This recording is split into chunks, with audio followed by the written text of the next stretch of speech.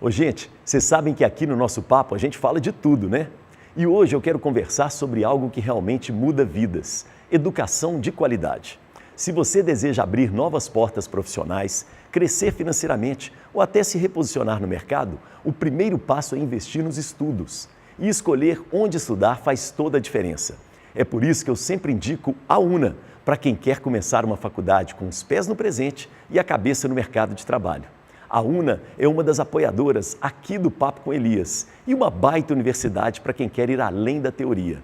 Só em BH são 5 unidades da UNA e muitas oportunidades para colocar a mão na massa em projetos reais, atendimentos à comunidade e atividades que desenvolvam suas habilidades técnicas e te aproximam da realidade profissional. Por isso, se você busca uma educação profissionalizante, unindo teoria e prática desde o primeiro dia, fica a dica. Acesse agora una.br e conheça mais sobre os cursos disponíveis e toda a estrutura que a UNA tem a oferecer.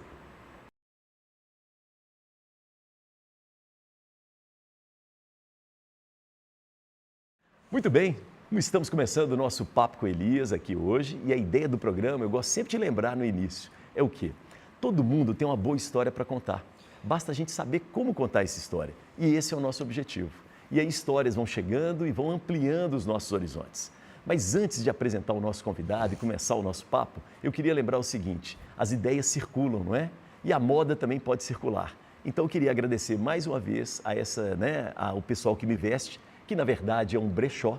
É o brechó Peça Rara ali do bairro Anchieta. Um abraço, um beijo para o Maurício e toda a sua equipe, porque a gente acredita muito nessa ideia de que as coisas podem circular, que a moda pode circular, que a gente pode preservar o nosso meio ambiente. Então, muito obrigado. Lembrando que criança pode usar brechó, jovens podem usar, mulheres, idosos, homens também, sem preconceito nenhum, tá bom? Então, um abraço aí para a turma do Peça Rara. E hoje eu tenho aqui comigo uma pessoa que eu admiro muito, pela sua luta, pelo seu trabalho, seriedade, mas também pela sua leveza. É uma pessoa que é muito interessante porque entende a cultura para além da arte, mas a cultura como um negócio, a cultura agora associada ao turismo. Atualmente ele está secretário de Estado da Cultura e do Turismo de Minas Gerais, mas tem uma história bem vasta. E ele é formado em arquitetura, é um estudioso. E é muito legal ter o prazer de trazê-lo aqui, e eu já estou tentando um tempo, porque a agenda não é fácil. Nosso querido Leônidas de Oliveira. Leônidas, obrigado pela presença. Obrigado, Elias. Uma alegria estar contigo novamente. Ô, querido, muito bom, viu? A agenda não é fácil, né, Leônidas? A agenda não é fácil e cada dia, hoje, essa semana eu estava pensando, gente, semana eu fui em 5 cidades. Caramba! E cada vez vai apertando mais porque o trabalho vai acontecendo e as pessoas vão querendo a presença. Cada vez você vai numa cidade, a outra quer que você vá. Não, e briga. Não é? E briga. E se eu vou numa cidade e o prefeito dali sabe, aí já criou confusão. Tem que avisar os prefeitos todos. Eu não sei como é que você faz para manter o peso, a forma. Porque, cara, é pão de queijo e café em tudo lugar. Pão de queijo, doce de leite. Nossa. Torresmo. E é uma desfeita em Minas Gerais. Comida. Eu cheguei à conclusão, Elias, que em Minas Gerais não é toda cidade que tem o seu prato, não. Toda família tem o seu prato. E quando você chega, todo mundo quer mostrar aquele tempero, a sua culinária, o seu sabor. E é incrível, Minas Gerais é muito bonita nesse sentido, porque eu nunca saí de uma cidade sem trazer alguma coisa. Sim, sim. Uma matula. E é uma desfeita, né? A gente usa essa expressão. Desfeita, tem que tomar café aqui, ali, vai, o dia inteiro. Muito bom. Leônidas, eu tenho acompanhado seu trabalho, dentro da medida do possível, porque é um trabalho muito intenso, e você é muito ativo nas redes sociais, acho ótimo, você tem um canal, estou lá inscrito. E aí eu quero começar com uma pergunta que tem a ver um pouco com esses seus, digamos assim, esses seus trabalhos mais finais com relação à cultura. Eu queria começar por religiosidade. Eu queria saber, você acredita em Deus, Leônidas? Acredito. Que Deus que é esse que você acredita? Eu acredito num Deus, não um Deus descrito ou visível, mas sentido. Um Deus que está e comanda todo o universo como uma energia, e ele se coloca visível no Deus que eu acredito. Visível, mas nas coisas que vão acontecendo na vida. Eu acho que tudo tem a presença de Deus. Então aquele velhinho barbudo sentado no trono não é o seu Deus? Não, eu não acredito. Eu acho que essas concepções figurativas do divino que está presente nas civilizações todas e de uma forma muito especial na nossa cristã ocidental e que se desdobrou nos terreiros e nas várias religiões, retirando daí os pentecostais, mas essa manifestação é muito no sentido de dar a entender aquilo que não vê, mas o sentido da existência de Deus, ele é uma percepção que, eu acredito, todas as pessoas carregam, mas algumas talvez não treinaram essa percepção ou não aprofundaram na reflexão do Deus existente e presente e precisa de mecanismos para poder ver, plausível, né? Tomé, Sim. na Bíblia, diz que a gente precisa de ver para crer. Alguns precisam de ver para quê e para compreender. E aí você vem o papel da arte sacra. O Leônidas, por essa sua definição, eu acredito, mas tem que te perguntar, você não acredita num Deus que pune as pessoas? Eu não Não. acredito, não, de forma alguma, em punição divina. Eu acredito na punição, na autopunição daquele que vai e percorre caminhos que atentam contra o humano, a dignidade humana, contra a vida, contra a existência, contra o outro e contra si mesmo. Se você observar, muito das nossas mazelas pessoais somos nós mesmos que criamos dentro de nós e nos punimos.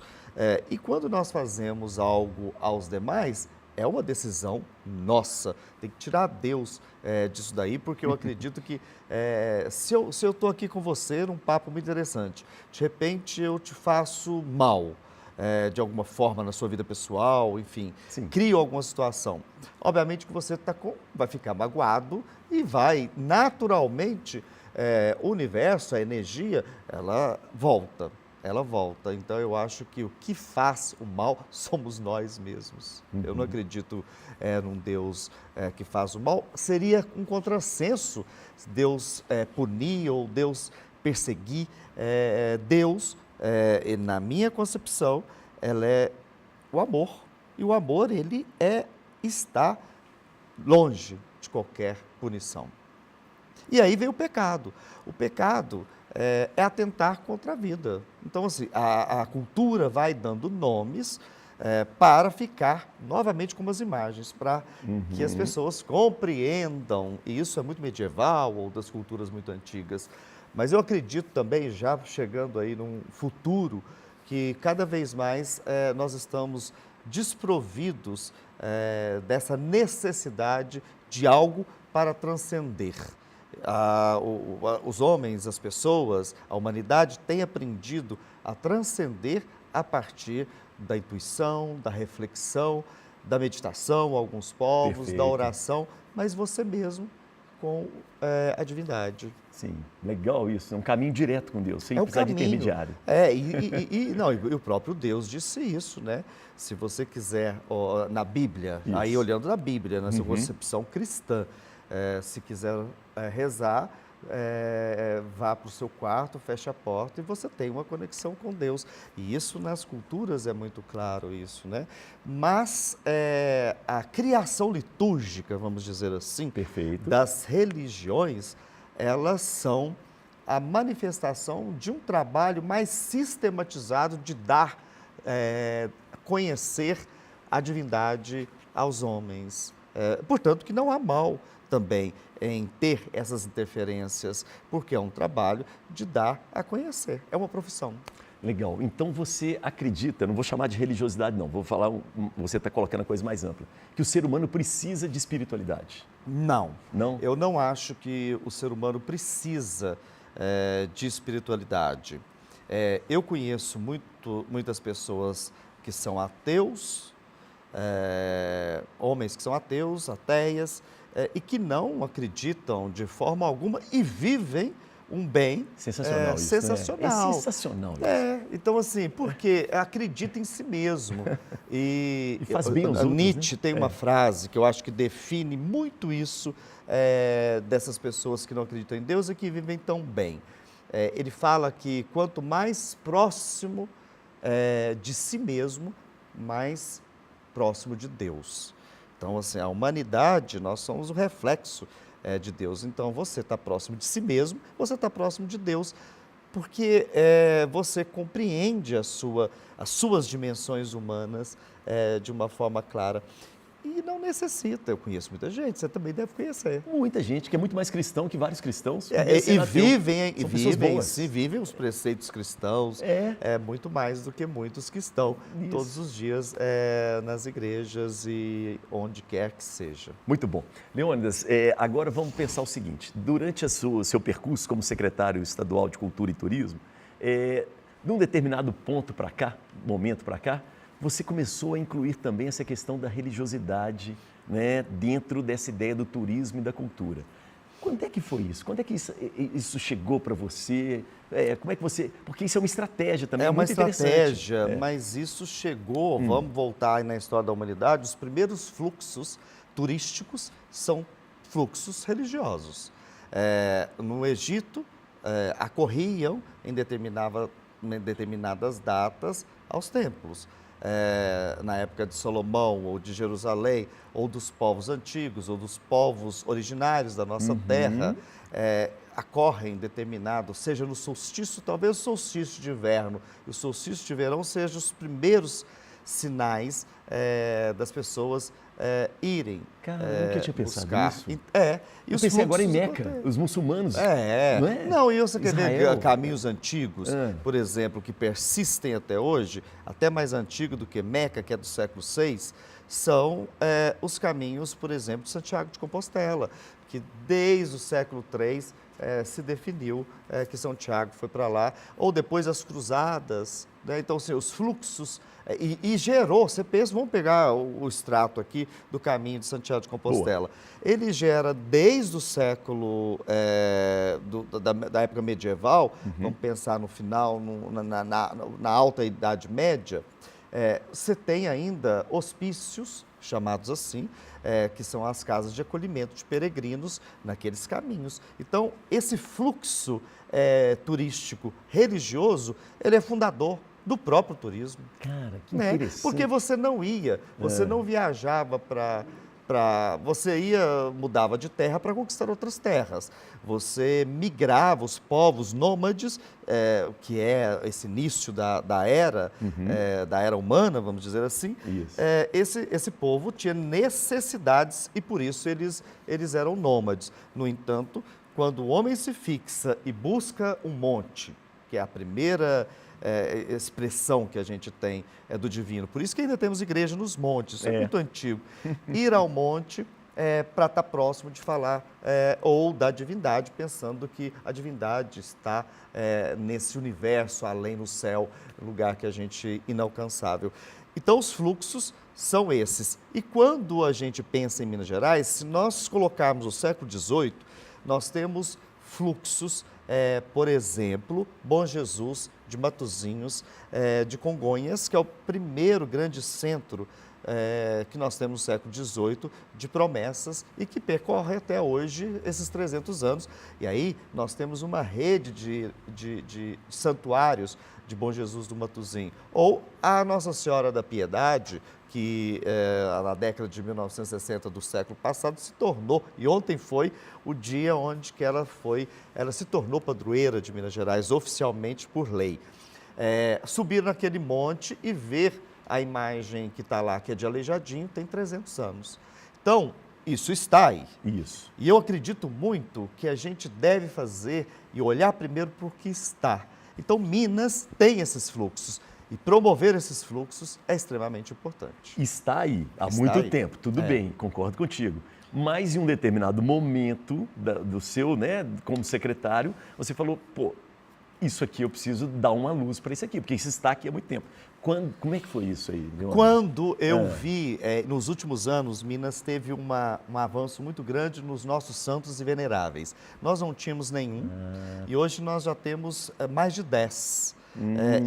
Alguns já estão canonizados, outros em processo. Começou com o primeiro, que foi o Padre Eustáquio, que não é daqui, de brasileiro, mas ele foi depois em Axica, e aí tem vários santos que criam grandes fluxos em Minas Gerais na época das festas.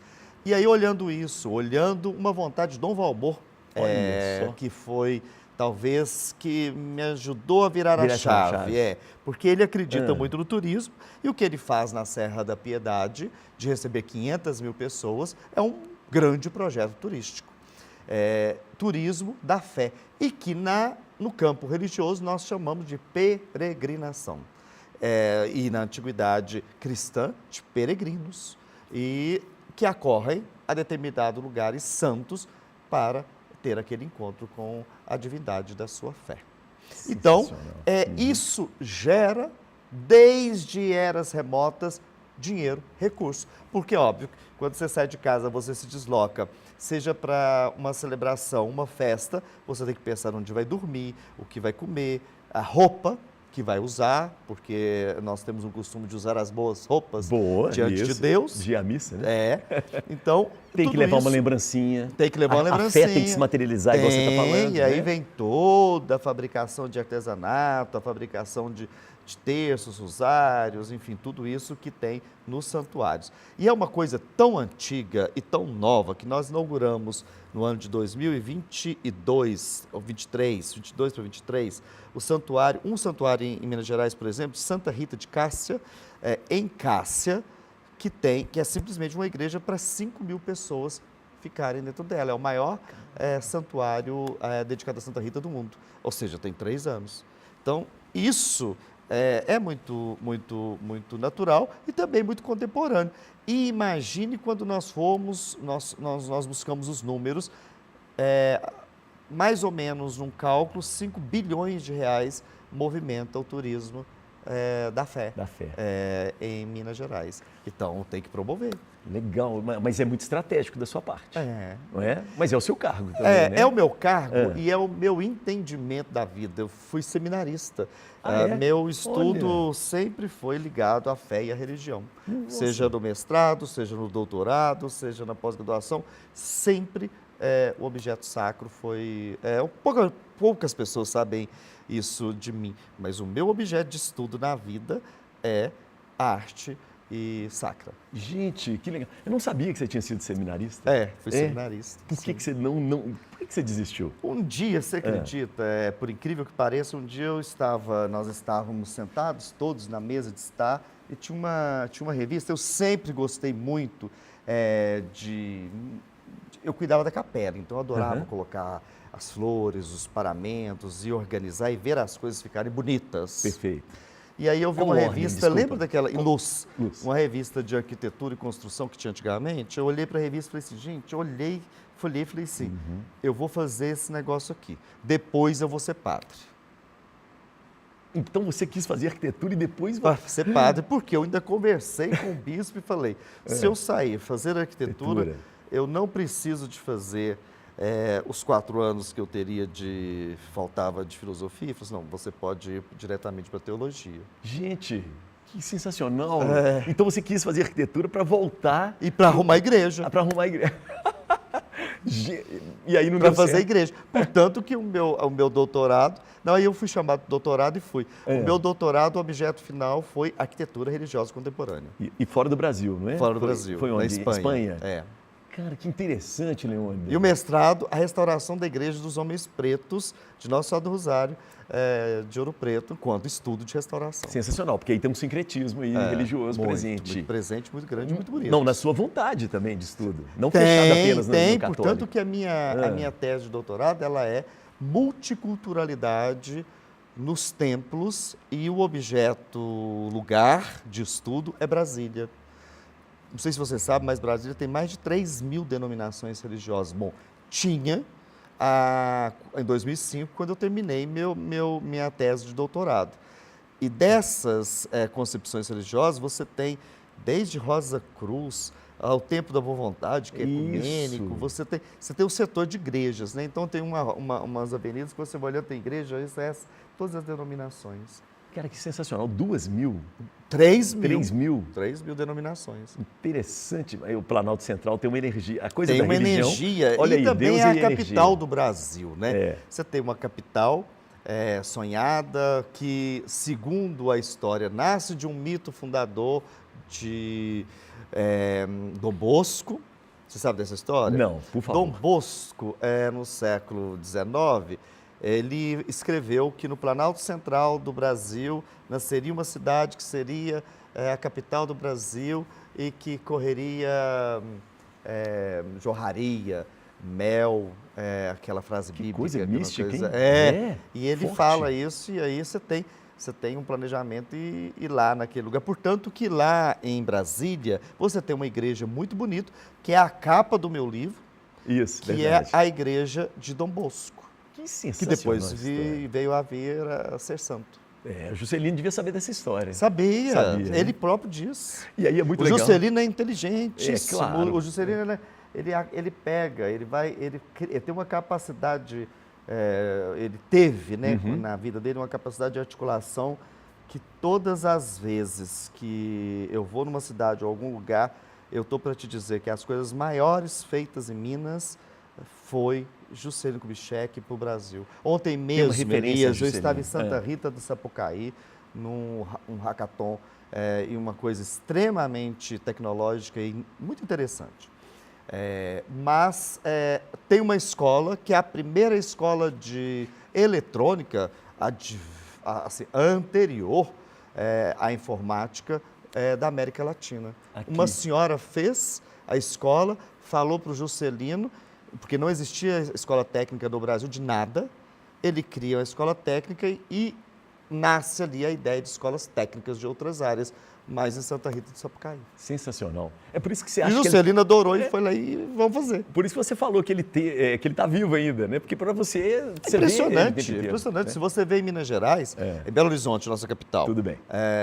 o primeiro teatro feito depois de Juscelino Kubitschek para fora da Contorno foi no Alípio de Melo, quando eu estava presidente da Fundação Municipal de Cultura, e os demais todos foram feitos por Juscelino. Juscelino. O Juscelino fez o primeiro museu de Belo Horizonte. Você tem uma... Eu olho para Juscelino, as coisas que ele fez, eu fico muito impressionado, vamos dizer, Pampulha. E que visão futurista, né, de vanguarda. Agora é interessante, né, Leônidas, você falando, a gente falando muito de religião e de Brasília, mas Juscelino é um cara tão visionário assim, que ele vai chamar um comunista para fazer o projeto de Brasília. Sim. Olha como ele abre, né, para não ficar fechado apenas na religião. Ele nunca fechou em absolutamente nada. Quando alguém se joga para as artes, obviamente que ele tem que estar desprovido de ideologias, porque a arte, ela é livre. E o Juscelino sempre deixou a arte seguir muito livre, e não que isso não tenha criado problemas na arquitetura Claro. e na arte, como, por exemplo, se você olhar a Catedral de Brasília, você tem o altar e, por debaixo do altar, a Capela do Santíssimo Sacramento. E na tradição das igrejas católicas, a cripta é onde eu coloco os mortos. Isso. E ele coloca Coloca Jesus Cristo. Cristo vivo na Eucaristia. E no altar ele coloca umas trompas de falópio e com um crucifixo no meio. Você já viu isso? Uhum. Então você tem uma Interessante. lógica profana É. e mundana dentro do espaço, subvertendo inclusive a lógica do espaço. No entanto, extremamente humana. Humano, sacro e profano. né? Claro. E a igreja, você falando da igreja católica, Isso. desde as épocas do início, ela sempre teve muita ligação entre o sagrado e profano. É uma linha muito tênue. Se você vê as catedrais góticas, são gárgulas, são demônios, e você tem o Deus. Então você tem a representação da vida humana tal como ela é, fazendo uma leitura de semiótica, uma leitura crítica do objeto artístico religioso. E o Niemeyer segue nessa linha. E não há nenhum problema. Claro que você tem um problema litúrgico. Mas, cara... De regra, né? Litúrgica. Uhum. Mas você tem a arte ali falando. E você chega naquele lugar e você sente a presença de Deus. Porque o olhar, ele se expande para uma coisa muito muito etérea e também muito profunda da beleza da arquitetura. Então ele faz o religare, que é o fundamento da religião, né? Na forma de Niemeyer, como grandes artistas aí. Se você sabia que na igreja de São José, aqui em Belo Horizonte, você tem o signo do zodíaco, todos eles, Áries, Touro, Gêmeos. Se você observar, você vai lá Sim. na igreja de São José, você tem todos os signos do zodíaco. Cara, eu fui criado ali, fui catequista na igreja de São José. E nunca tinha reparado isso Vai e lá. nunca ninguém me falou sobre isso. Tem. E há muitas Sensacional, outros elementos lá na igreja que são profanos, você imagina, Isso. o zodíaco. Mas aí você vê também que a própria religião, o caso da religião católica, Sim. ela absorveu muitos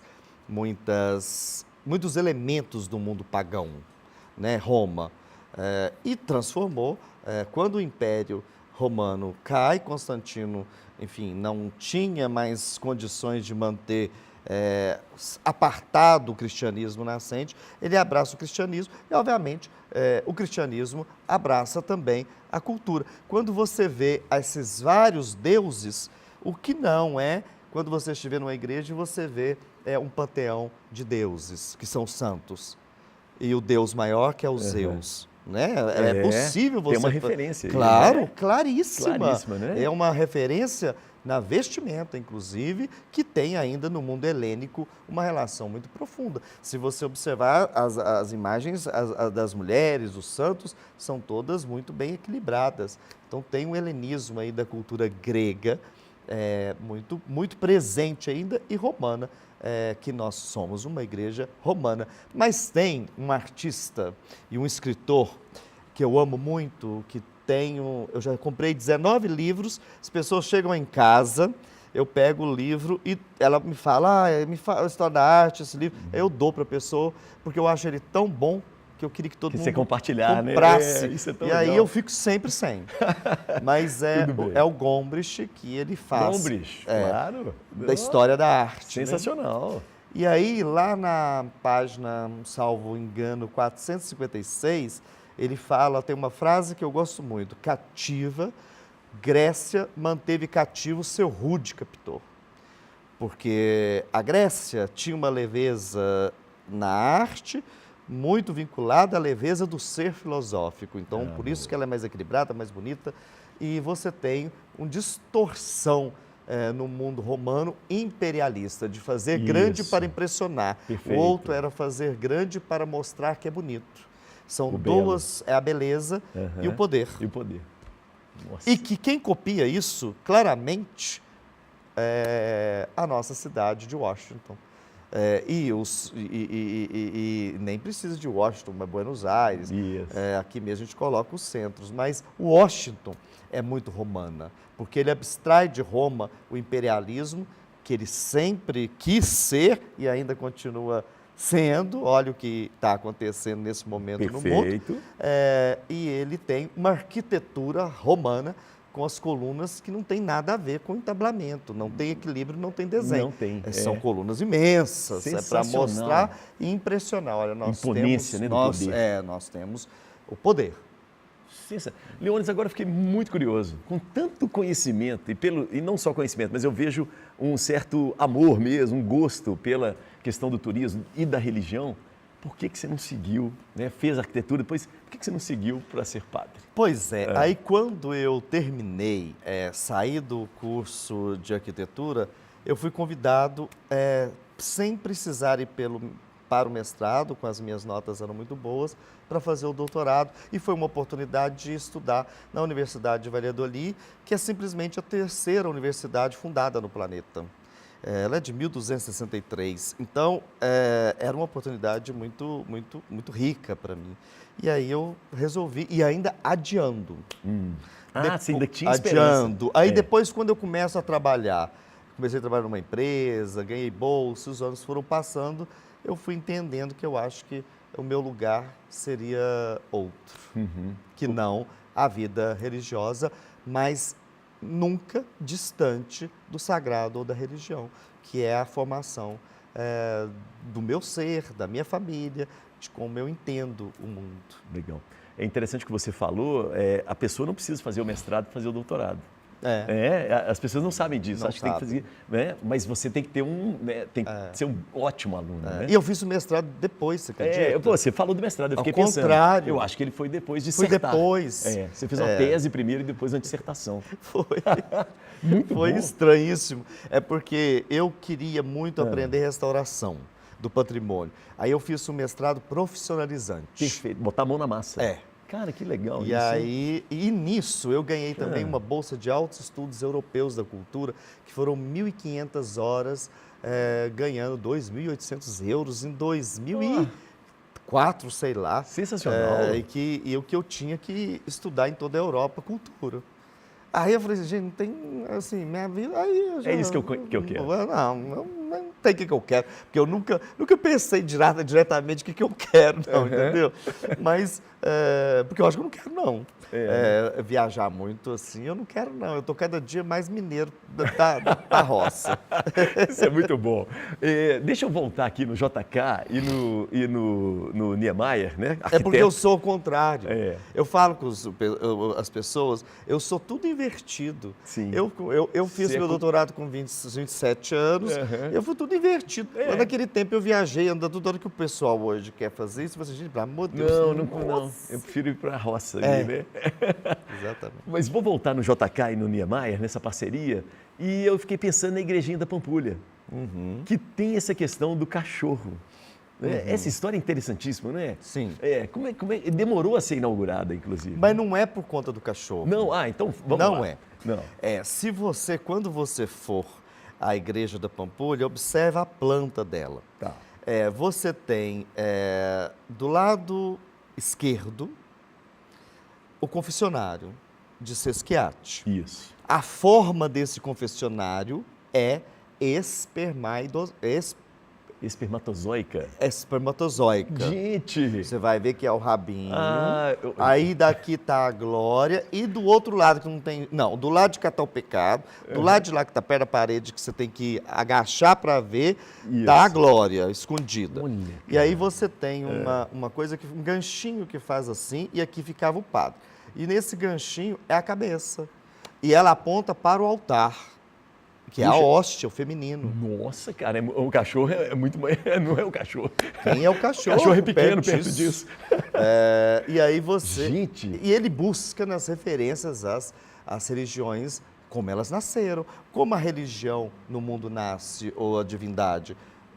Da vida, da fecundidade. Então ele pega isso e coloca lá na igreja, e ainda ele tira, se você observar, você vê absolutamente tudo no vão, a gente chama de nave, né? Na nave central, menos Jesus Cristo. Se você achar Jesus Cristo lá, gente, absolutamente não existe. E naquele tempo, você imagina que era 1942, o Concílio Vaticano II, celebrava-se a missa de costas, em latim. Você imagina o povo que vê aquela igreja desprovida de Jesus Cristo, o São Francisco que está no altar e não tem mais nem Jesus. E o espermatozoide. Mudou tudo, o negócio todo. E quem está acostumado, em 1942, a ver as igrejas da Boa Viagem em Belo Horizonte, ver a igreja de São José e outras igrejas que foram feitas nesse período, e o nosso passado barroco. Isso foi uma assustação, se é que existe essa palavra. Mas é boa. E as pessoas falaram, bom, essa igreja é louca, Não é igreja. Essa igreja é Isso profana. não é igreja. Isso não é igreja, isso é um galpão, isso é qualquer coisa, mas né, não é igreja. E aí o bispo viu e falou assim, não, isso realmente não é uma igreja, isso não tem jeito de ser uma igreja. E aí ficou 18 anos fechada. O bispo teve que morrer para inaugurar. Teve que morrer para inaugurar. Gente, mas a gente fala Dom muito Cabral, do cachorro, mas não é. Primeiro é o Dom Cabral. E você imagina que o bispo tem umas coisas estranhas, assim. Foi proibido que as congadas adentrassem as igrejas, né, que Diocese de Belo Horizonte. Você sabe disso? Não. Tem poucos anos que Dom Valmor foi quem pediu perdão aos povos das congadas. Portanto, que esse ano, na Torcida de Deus, eu gosto muito do Dom Valmor, porque ele tem ele é muito visionário, a gente já falou 2 vezes dele. É isso. Né? Mas em volta do altar, na torcida de Deus, estavam as congatas. Que sensacional, E hein? que existiam no século XVIII na igreja nascedora dos homens pretos, mas a igreja sempre brigando com aquilo. Então, era um povo muito tradicional, um povo muito com a liturgia muito presente na vida. E só depois do Concílio Vaticano II, quando há uma mudança de paradigmas e litúrgica, de aproximação das pessoas, que o padre, por exemplo, dentre várias coisas, começa a olhar diretamente para as pessoas. Apesar de que o modelo antigo não é nada ruim, porque são as pessoas olhando e o padre é o sacerdote que, também de costas para o povo, eleva o cálice ao Deus. Tudo tem o seu sentido, isso. Mas ele volta e a igreja passa por mudanças e aí surgem correntes teológicas que mudam para sempre a Igreja Católica. Leônidas, o que você acha dessas... muitas pessoas dizem que a Igreja Católica ficou muito distante da população, né, da população mais pobre, e que ela precisa retomar isso, né? Até o padre Samuel esteve aqui com a gente, né, da TP Horizonte, e falou um pouco a respeito disso, assim. Qual que é a sua opinião? Olha, eu não acho que a igreja tenha se afastado das pessoas. Eu não vejo assim. Tá.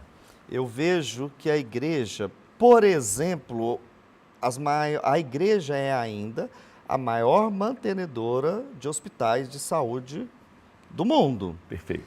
Então, as santas casas no mundo ocidental nascem a partir da igreja. Então, ela está sempre, porque o amor... tem Jesus como símbolo e o amor, e a caridade, que é um dos símbolos maiores da igreja. Eu não vejo ela afastada das pessoas, Tá. Eu vejo ela não compreendendo as pessoas. Tudo bem. E o mundo contemporâneo. O afastamento é de compreensão e não das pessoas. Entendeu? A teologia, e isso não em todas as vertentes da igreja, mas ela não conseguiu ainda abraçar novas e antigas, porque de novo não tem nada, formas de vida no mundo onde a liberdade prevalece. Então, isso causou afastamento, mas não que ela tenha se afastado. É uma questão mais dogmática, teológica, do que propriamente vontade de se afastar. Não é. Você tem uma esperança? Eu acho tão interessante ver os padres, e hoje no mundo contemporâneo, ver a teologia e o exercício do sacerdócio, porque os padres são tão próximos, a formação tão humana, tão próximo das pessoas, tão fraterna, mas existe a questão dogmática e que subjace aí Roma eterna. Novo Roma, né? Mas, o poder, sempre. E você imagina a dificuldade que é a igreja compreender as culturas. Imaginou? A partir do dogma, né? E a partir de um lugar, né? A partir de um lugar que tem 2000 anos. É complexo. Não é uma mudança que acontece da noite para o dia. Mas a igreja nunca avançou na questão cultural, como no século XX e XXI. Isso está claro para quem quiser ver. Você tem esperança que esse novo Papa, que tem um perfil, né, também com doutorado, que muitos falavam que o Papa anterior precisava, muito presente, né, no dia a dia, mas que faltava um pouco de mexer nas teorias, no conceito da igreja? Não, não você acha que o Leão... absolutamente nenhuma esperança. Eu não tenho, ele não fará alterações. Ele não fará alterações. Eu nos últimos... Teve uns dias, quando eu comecei a ver o Papa, eu escrevi vários artigos do Papa, depois eu falei com o Pedro, que está aqui, meu chefe de gabinete, e disse, eu vou parar de ver o Papa, porque eu acho que essa história eu já conheço. Eu acho que o disruptivo foi Francisco e João XXIII. Esses foram 2 papas muito avançados. mas é próprio da natureza humana, e a igreja é humana, avança e volta, avança e volta. Na política, na vida, avança e volta, mas avança um pouquinho, 2 passos foram, voltou, mais 2 passos foram. O conhecimento se abriu. Então, eu acredito que a igreja, ela vai acompanhando os tempos, mas no ritmo dela. Porque também, se ela abandona a tradição, e eu gosto e acho muito bonita a tradição, Minas é extremamente tradicional, né? Nós guardamos muitas coisas, nós somos o estado que tem mais patrimônio histórico, isso diz muito de nós, quando nós gostamos de preservar as coisas, que elas sejam imutáveis. Existe também uma beleza nessa dimensão da tradição da igreja. Eu sou fascinado com a tradição católica. Eu acho das coisas mais bonitas, engenhosas, criativas que o mundo já fez. E que é uma cópia também do Império Romano e que o nosso país e o mundo ocidental copiou. Você consegue ver essas 3 referências? O Senado, que são os cardeais, os bispos, os padres, os prefeitos, os estados, senadores, deputados, senadores. Muito bem definido.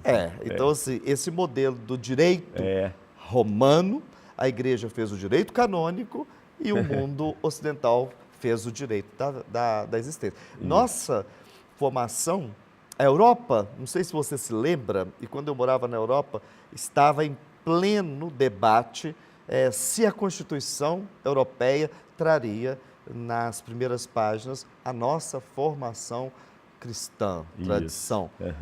Você lembra disso? Lembro disso, na União Europeia.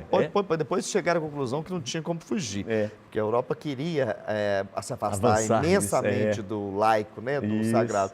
Mas o fundamento, a fundação do Estado, dos estados ocidentais são religiosos. E dos orientais, não? Não, são sim. Extremamente religiosos.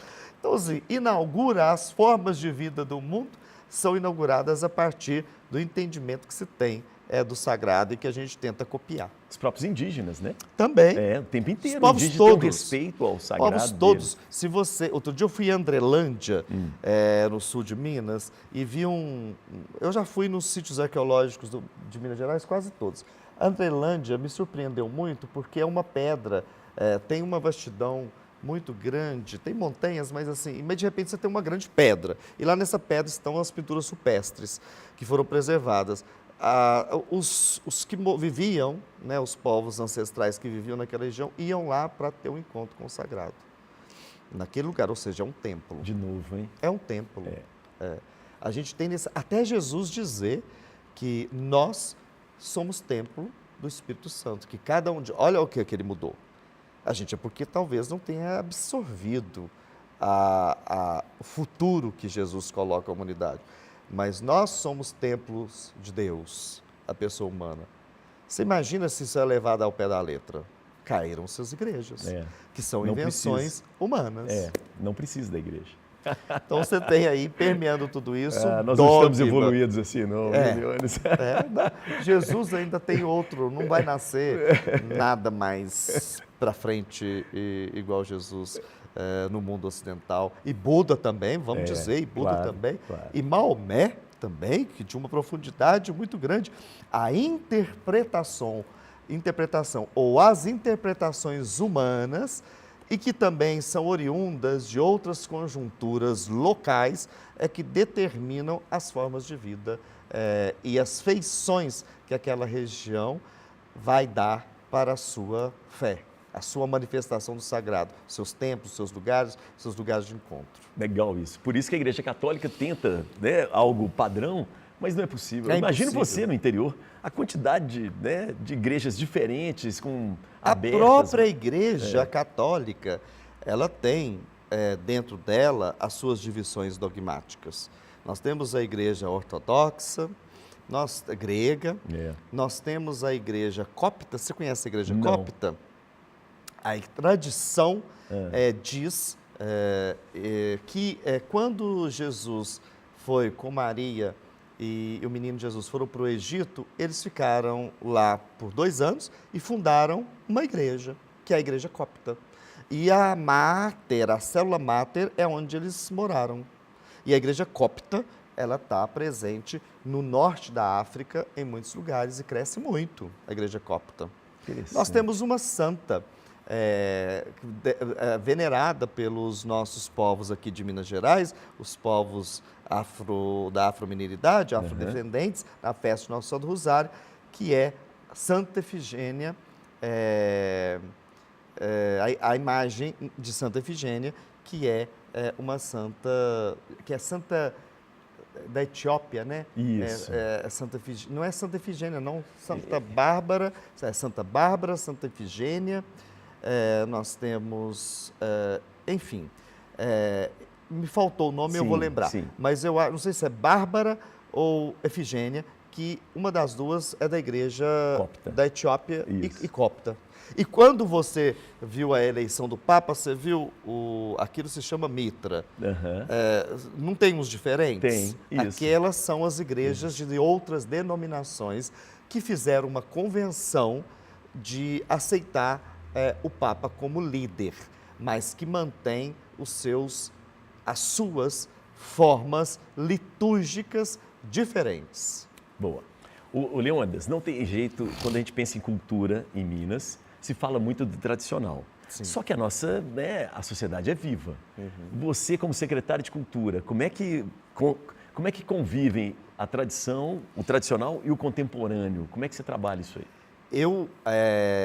Nós temos editais, vamos falar talvez do fomento, porque nós fomentamos o patrimônio histórico, patrimônio imaterial, as festas tradicionais e o futuro, que são o audiovisual, que são as novas mídias, que é isso que nós estamos fazendo aqui, essa nova forma de nos comunicarmos com os demais.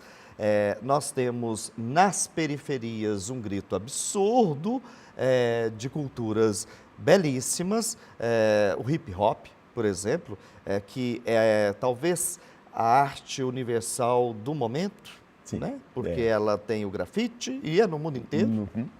E o grafite não tem nada de novo. Se você for em Roma ou nos povos antigos, o grafite era usado. Você sabe que as campanhas eleitorais, quando você for, por exemplo, a Pompeia, observa que está escrito Cornélios para senador. Aquilo é grafite. Marketing político. As pinturas rupestres, né? Exato. E as pinturas rupestres. Então, você não vê problema nisso? Eu não vejo problema nenhum, eu vejo soluções. Porque um povo que se prende apenas no passado é complicado. É preciso guardar o passado, mas como uma senha de futuro. Não tem jeito. E a nossa bandeira diz isso. Aquilo que se diz, liberdade ainda que tardia, não é necessariamente isso.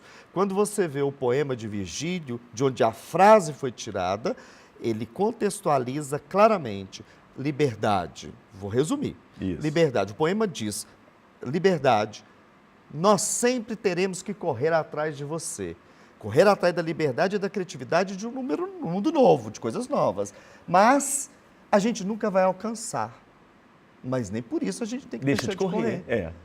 Porque é um desejo que você busca. Né? Como é que é a frase mesmo? O passado é a senha do futuro? É essa frase? O passado é a senha do futuro. Cara, muito boa. Essa frase é sua. Você tem que registrar isso aí. Muito legal. Então, por exemplo, esse movimento contra o funk, você não abraça esse movimento, né? Não, de jeito nenhum. Eu adoro.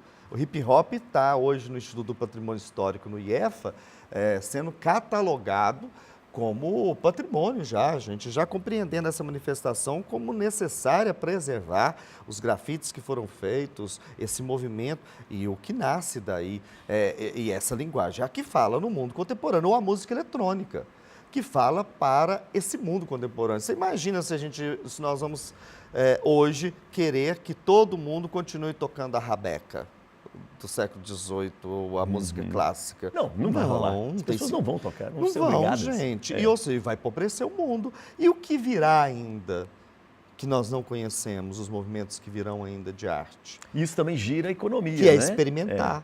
Experimentação é fundamental para a arte. E gira a economia, porque as pessoas gostam, elas se sentem vistas pela arte e expressadas pela arte. Então, isso é uma revolução. Já viu a maravilha que é a periferia das grandes cidades? O baile funk não tem jeito, ele louca. É uma loucura. E você vai o hip hop, a dança urbana, o grafite, e que artistas maravilhosos, que é aquilo? E que a gente não consegue fazer, em absoluto. Eu fico pasmo de ver tanta criatividade. Né? Leônidas, de quem que é o Carnaval de Belo Horizonte? Das pessoas. O Carnaval é de todo mundo. Gente, essa é uma pergunta interessante que eu até gosto de falar, né? Eu vou até tomar um golinho Pode de beber água, respira, porque as perguntas, ela é quente. Sabe de quem que é o Carnaval?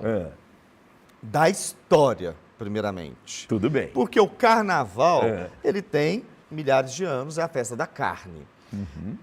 Aqui em Belo Horizonte, nós temos, na década de 1940, o Leão da Lagoinha, por exemplo, que é um bloco muito antigo. Bem lembrado. Agora, o despertar do Carnaval enquanto ocupação urbana em Belo Horizonte, redespertar, se a gente pode dizer assim, é um movimento que aconteceu, nós não podemos negar que ele aconteceu, mas você tem a Praia da Estação, sim, num momento importante, mas você tem blocos que o Então Brilha anterior. E outros que são anteriores àquele movimento. Agora, lembra daquele movimento de ocupação urbana que era um fenômeno mundial, Taksim, lá na Turquia, e ocupações e ressignificado para o espaço público. E aí nasce não só o Carnaval, ou renasce a virada cultural, de 1 milhão de pessoas na rua virando, e um novo entendimento, e que os teóricos já estavam pelejando há muito tempo. Se você pegar Jane Jacobs, que eu amo, você conhece? Conheço. Que eu amo, ela fala que precisa de ter gente na rua, que os centros históricos estão empobrecendo. Quando você vai para a Europa, você vê que todo mundo fugiu dos centros e foi mudar. Aqui todo mundo saiu do centro, quem tem dinheiro foi mudar em condomínio, que é uma americanização dos modos de vida, ou para os apartamentos, mas o povo foi largando o centro. Então, isso, desde 1960, que a filosofia, o urbanismo, vem pedindo, gritando a necessidade de ressignificação e reocupação dos centros históricos. Então, o movimento do Carnaval de Belo Horizonte, ele está conectado a outros movimentos internacionais de ressignificado do espaço urbano. E o espaço urbano é o espaço do comum, do comunitário, de todos nós. Então, como pode ser desse ou daquele? Não tem como.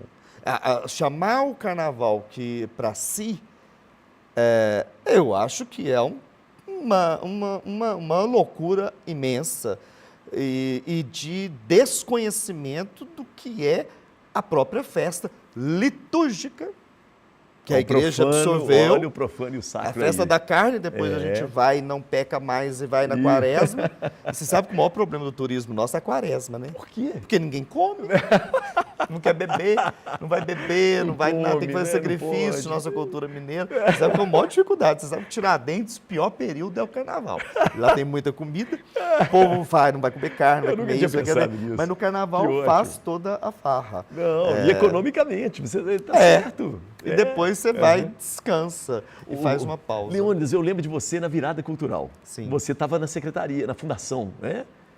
Quando nós fizemos a primeira virada eu lembro, cultural. Eu participei, eu fui curador e você nos apresentou. Isso. De onde que veio aquela ideia? A virada veio de São Paulo, ela nasceu em São Paulo. Sim. Os grupos em Belo Horizonte, em especial da música, fizeram um movimento na Assembleia, desculpe, eu estou no Estado agora, na Câmara dos Vereadores, que é a sua igual, e fizeram uma lei da virada cultural. O prefeito Márcio Lacerda sancionou e a Fundação Municipal de Cultura executou. Que legal! Então nasceu aí no movimento dos artistas. Dos artistas. E a gente executou com os artistas. Isso, lembra que a gente está e tal. E aí lembra da briga das grades e tudo. Eu falei assim, gente, não vamos colocar grade nenhuma nisso, tira isso. Eu acho que era a única festa que não tinha grade. É verdade. A gente não colocava grade em nada, todo mundo livre. No espaço urbano, porque eu sou arquiteto de novo. e urbanista, então Isso. a mim tem muito sentido todos esses movimentos se conectarem na ressignificação do espaço urbano do centro de Belo Horizonte pela cultura. A Zona Boêmia. Fizemos palco lá na Zona Boêmia, Não você é? lembra? Sensacional. Destapando aquilo ali para a cidade, para as pessoas verem. E aí trazendo atrações que tinham a ver com ali também, o respeito ao lugar, às pessoas, né? E fizemos, você lembra quando a gente fez uma exposição nos edifícios, nas fachadas, com foto mulheres? Me lembro demais. Que ali viviam e ainda vivem. Vivem. Então, esse movimento, ele é muito bonito, porque dá a conhecer uma outra coisa que subjace, que é o amor, a amorização à cidade. E Jane Jacobs fala que é preciso ter olhos para vigiar. A rua sem gente, ela não tem sentido. E no momento onde o carro começou a tomar a rua e as pessoas foram abandonadas. A Europa já voltou para os centros, né? A gente está voltando agora, mas ainda engateando. A gente está com um projeto aí de revitalização, requalificação. Eu vejo o retrofit acontecendo, as pessoas, o Rio, Porto Maravilha, muitos movimentos, São Paulo, movimentos de Então, isso tudo está conectado. O Carnaval é um dos elementos para reconhecimento do centro. E vamos pensar que não é só no centro que acontece o Carnaval de Belo Horizonte. É nos bairros, são 500 blocos. Então, é um movimento muito amplo, puxado, sim, por movimentos internacionais e locais legítimos. Eu não estou tirando a legitimidade dos movimentos e dos coletivos que pediram e pedem a ocupação constitucional do espaço urbano pela arte. De forma alguma. Boa. Chegou a hora do Chacrinha. Velho guerreiro buzinava os calouros desafinados. E agora eu quero que você buzine quem ou o que você quiser, Leônidas. Vou dar 2 buzinadas e passo para você, ó. Gente chata. O que é gente chata? Gente chata é aquela que fica te falando as coisas, para mim, que você já sabe. Entendeu? Sim. Assim, eu vou até te dar uma... A gente fica falando. O que te incomoda? Me incomoda demais, porque é o seguinte, e aí eu acho que isso é um aprendizado para a vida. Tem um ditado nosso que fala assim, vamos ensinar Padre Nosso ao vigário. Eu, como secretário, eu estou acostumado a receber as pessoas e eu sei que querem mostrar os projetos. Só que aquilo é a minha prática cotidiana. Eu sei qual que é o projeto, assim, e quando que ele vai desembocar. Sempre desemboca aqui, assim, o projeto todo mundo tem ideia.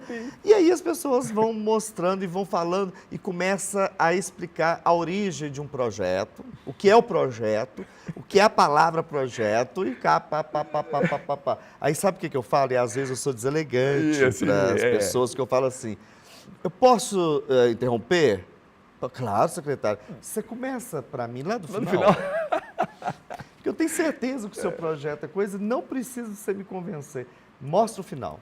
E geralmente, quando começa no final, a gente desembola todo o restante. Você é uma pessoa muito objetiva, né, Leônidas? Eu aprendi a ser, não era. Mas a lida diária me fez... A Espanha me deu objetividade. O idioma espanhol me deu objetividade. Eu não. Eu era prolixo de uma forma absurda. Eu poderia ficar discorrendo. Por isso que eu nem condeno quem quer explicar demais as coisas, não. Tá. Mas eu fiquei curioso agora. O idioma espanhol te obrigou... Ele dá. Porque o espanhol é muito exato. E muito claro. Vou te dar um exemplo de uma... Não, o ponto de interrogação e de exclamação começa no início. No início. Para já resolver o assunto, né? Que haces? É até meio grosseiro, né? Que haces? Não hago nada. Sabe? Pronto. Pronto. Não tem aquele negócio de ficar... Introduzindo o assunto. O negócio é muito filho exato, de quem? assim, e chega a ser grosseiro. E eu morei em Castilha, que é nascedouro de idioma e o povo é muito objetivo, não tem jeito. E assim, a única coisa que faz na Espanha muito é assim, porque, e aqui a gente tem que aprender isso, a gente chega num lugar e fala assim, bom dia, boa tarde, né? Lá, se você não fizer isso, a pessoa não te responde. Mas há as regras de etiqueta social que todo mundo tem que seguir, mas o papo é muito claro, é muito reto, é muito pragmático. Eu me lembro E aí hoje eu sou pragmático. Você é pragmático. Sérgio Buarque de Holanda, no Raiz do Brasil, falava da diferença do espanhol e do português. E uma das diferenças era a praça espanhola, nas cidades, muito prática, quadrado e pronto, resolvido ali. né? E aqui a gente é E um o homem emaranhado. cordial, aquela coisa, Não, né? aqui a gente é emaranhado. É.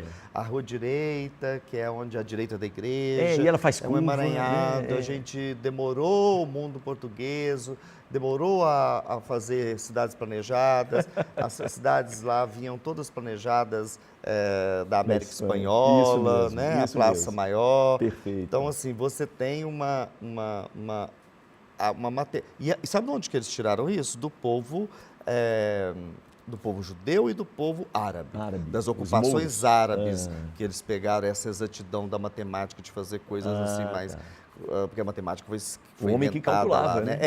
Porque, e talvez isso seja a diferença que ela tenha maior do que os portugueses. E os portugueses têm uma coisa que são comerciantes e os espanhóis são conquistadores. É isso mesmo. Porque eles tiveram que brigar a vida inteira pelo território. Portugal foi um presente do rei Dom Sancho, que criou o Estado de Portugal e casou a filha dele, criou, sabe disso? Não, olha Portugal só. foi uma criação da Espanha. Que loucura, hein? Portanto, que Um acerto ali. Um acerto. E aí pegou sem aquela guerra, sem franja nada. e falou assim, não, casou a filha dele, falou assim, Isso. agora você vai ser rei de Portugal. Bem mineiro, hein? E monta um estado aí, um país. Uma franja de terra. Isso, fica aí. Ó, isso. Deixa a Galícia, que eu quero ter acesso ao mar também, de cá, e você fica aqui com esse trechinho de terra. Interessante. E aí foi criado o Estado de Portugal. Sem guerra, sem... Sem guerras. Mas a Espanha foi criada a partir de reinos também, né? Então, assim, são... Muito diferentes, né? E o muito tempo inteiro diferentes. tem que marcar o seu terreno ali.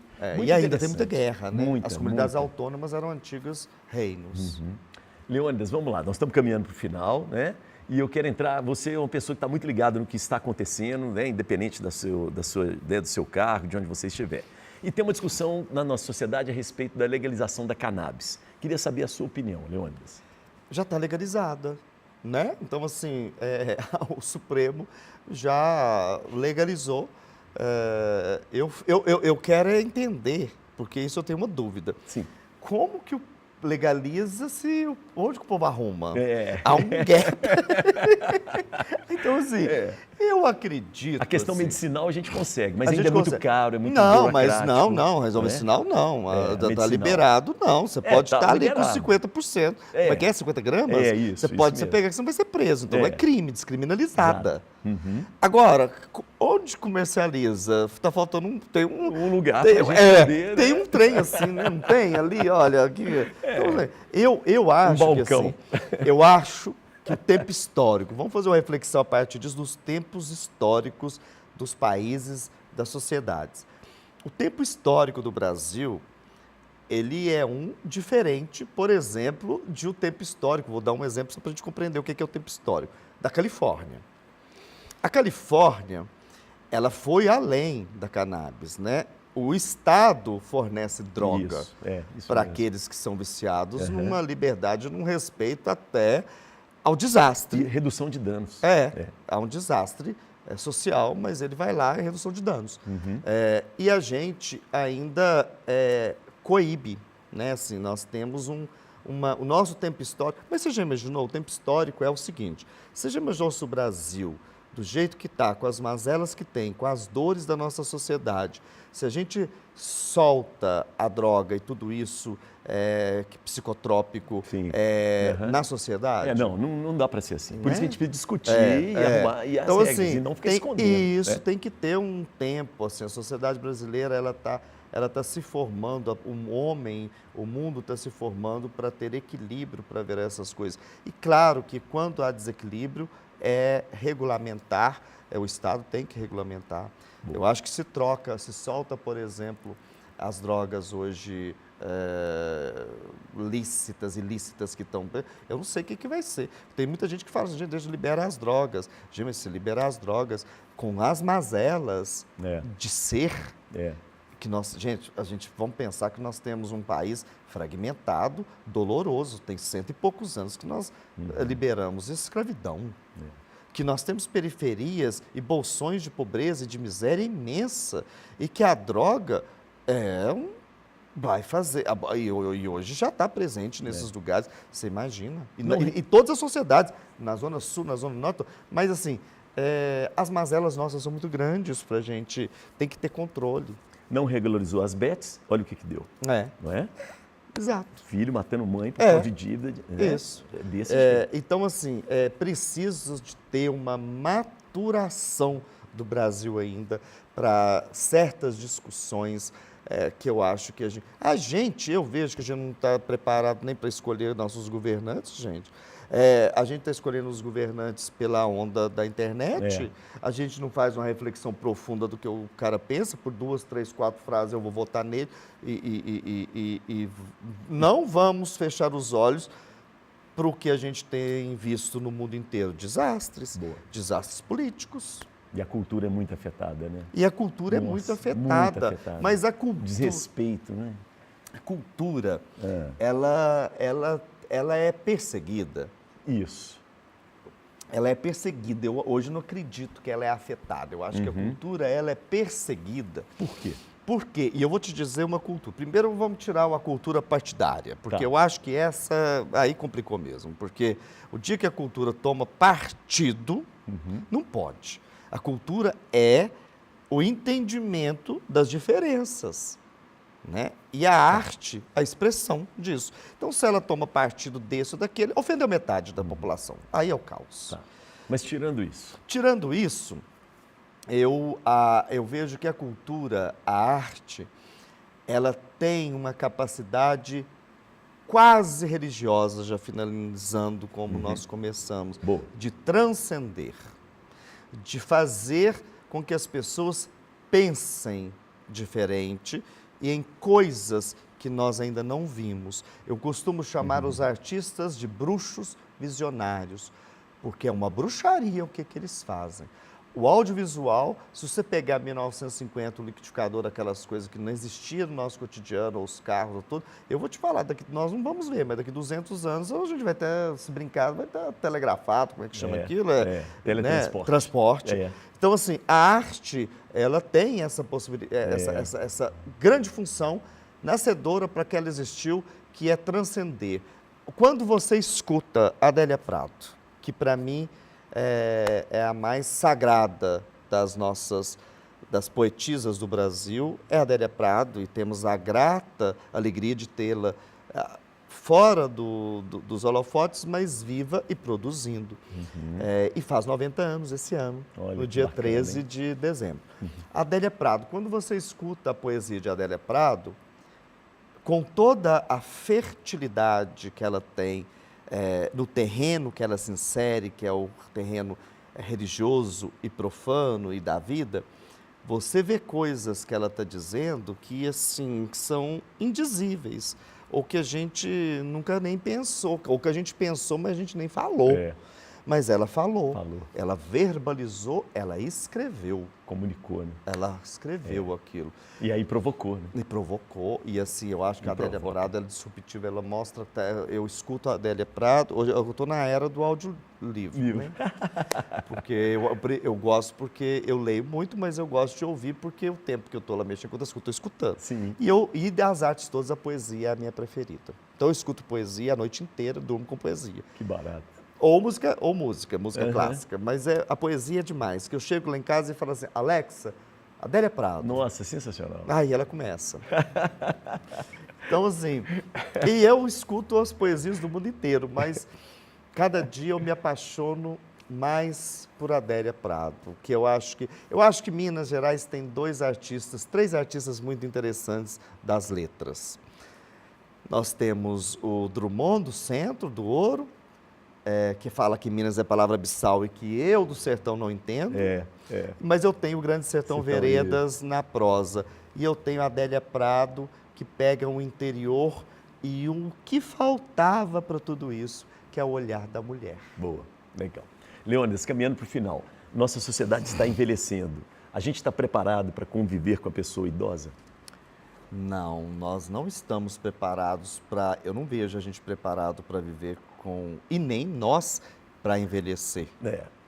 Mas as nossas cidades, o planejamento delas não inclui nem as pessoas com deficiência e muito menos as pessoas idosas. Então, nós não estamos preparados, não. A gente nega a velhice.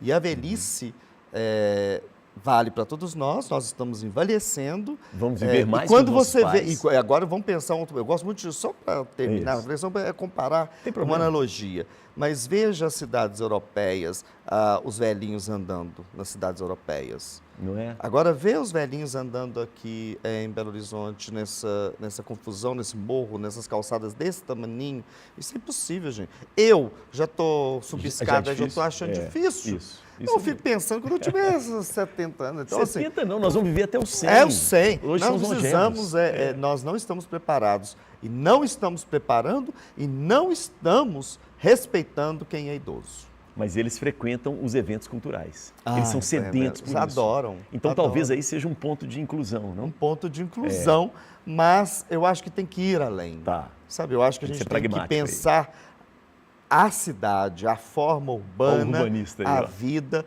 para acolher essa grande população que se desponta idosa e que não tem a mobilidade de um jovem que pula a calçada, Sim, pula isso. a poça de água. Agora, você quer ver um desrespeito com as pessoas idosas? E que eu vejo Brasília. Brasília, todo mundo para, e idoso qualquer um, mas você para na frente de pedestre. Gente, todo dia eu penso que eu vou morrer eu morro de medo. O momento De que tem ser mais atropelado, pânico isso. é de atravessar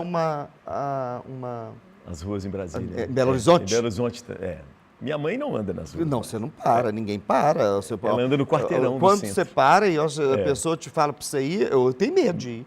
Às vezes vem outro e vai passar em cima dele e de mim. Então, assim, para você ver. Então, como é que a gente vai estar preparado? Tá Não bom. tratamos bem os nossos idosos. Legal. Essa tatuagem, fiquei curioso. Que tatuagem Essa é é uma... Mostra aqui pra gente na câmera. Essa aqui. tatuagem, essa é Aleijadinho. Aleijadinho? É. Ela é recente? Não, tem uns 4 anos. Aham. Essa é Aleijadinho, que é uma voluta. Isso é uma folha de acanto que a gente coloca nas colunas. Sim. Isso é de acanto. Aham. E essa aqui é um raminho da erva que eu acho mais bonita, que é o alecrim. Tem E eu gosto muito do cheiro do alecrim. Exatamente, aromaterapia. Boa. Então esse aqui é o sertão, Tá. esse aqui é o barroco. E onde é que a gente se encontra nas redes sociais? Leônidas Oliveira, certamente dará no meu nome lá no Instagram, o LinkedIn Leônidas Oliveira, todas as minhas redes é Leônidas Oliveira. Tá. Como você falou que o passado é a senha para o futuro, eu fico pensando qual é a senha que você está nos dando, ou me dando, e pensando no seu futuro. Mas não sei, ainda não sei. Mas Nós nunca sabemos, Uhum. nós nunca sabemos, né? Mas nós nunca sabemos, mas o acaso não existe. Toda fala, todo momento, toda vibração, ela está projetando o seu futuro. Uma pessoa que nos escuta talvez vai achar meu entendimento diferente, vai me chamar para fazer uma palestra, ou que sabe vai chamar para dar aula e eu vou para um lugar. A vida é uma transformação e cada momento você está fabricando o seu futuro. Obrigado, querido. Eu que agradeço. Tá? Obrigado. Muito obrigado mesmo pela gentileza. Obrigado. Ótimo. Chegamos ao final, não é? Muito interessante, né? Conversa, quase que ele virou padre, hein? Por isso esse conhecimento pela religião não é à toa, né? Como secretário de Cultura e Turismo, ele trabalhou muito e tem trabalhado com essa questão, mas de uma forma aberta, ampla, sem preconceitos, né? Mais do abraço. Tivemos o prazer, então, de conhecer um pouco mais do nosso querido Leônidas de Oliveira, tá bom? Beijo para quem é de beijo, abraço para quem é de abraço. Vamos lembrar também que a gente está, né, com o nosso canal no YouTube, então você está assistindo, aproveite e se inscreva, tem várias entrevistas, muita coisa legal. É o Papo com Elias, participe, interaja, faça críticas, comentários, estou à sua disposição, tá bom? Meu Instagram é o @EliasSunshine, por quê? Porque o sol brilha para todos e todas, e o nosso Papo com Elias também tem o nosso Instagram, vai lá, confere, que é o @Papo com Elias, tá bom? Eu sou Brei, até a próxima.